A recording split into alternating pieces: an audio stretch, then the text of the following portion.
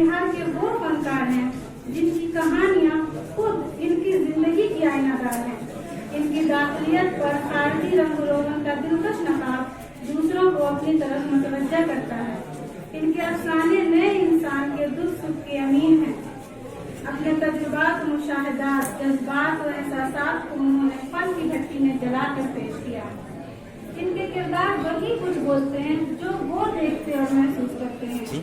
इनकी जिंदगी कई खानों में मुनक़सिम थी, इसलिए इनके तजुर्बात और मौज़ूआत में तनव्वुर है। उनकी फिक्रों से गहरा तासुर पैदा करना इन्हें खूब आता है।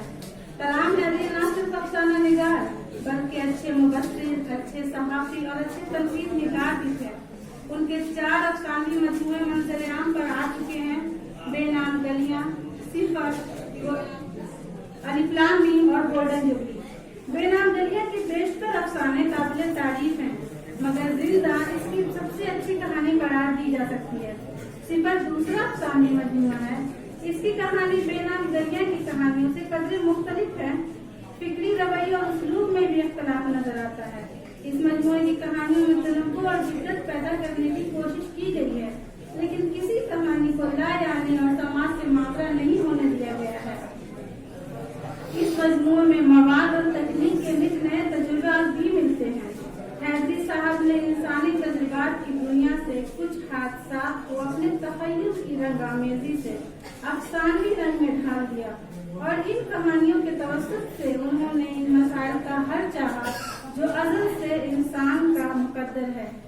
अलिफ लाम मीम कलाम हैदरी का तीसरा अफसानी मजमूआ है।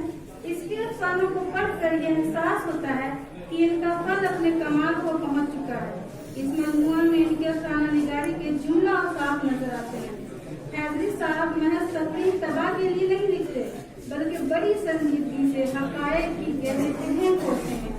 कातिल, नामर्द, दुआ और अलिफ लाम मीम इस मजमूए की अच्छी कहानियां हैं। गोल्डन जुबली चौथा अफसानी मजमूआ है। इसमें अपनी जिंदगी के कुछ सच के उन्वान से कलाम साहब की याद बीती है। इसकी ज्यादातर कहानियां तजरीबी हैं जो आम कारी की समझ से बाहर है। इस तरह कलाम हैदरी के फन और फिक्र में तब्दीली का ये रवैया बेनाम गलियां से गोल्डन जुबली तक आते आते बहुत हद तक बदल गया। वजह पहले ही बता चुकी हूँ कि उन्होंने हमेशा खूब से खूब तक की तलाश की। दबिस्तान अजीमाबाद को इस तरह दार और अजीम अफसाना निगार पर हमेशा फख्र रहेगा। शुक्रिया।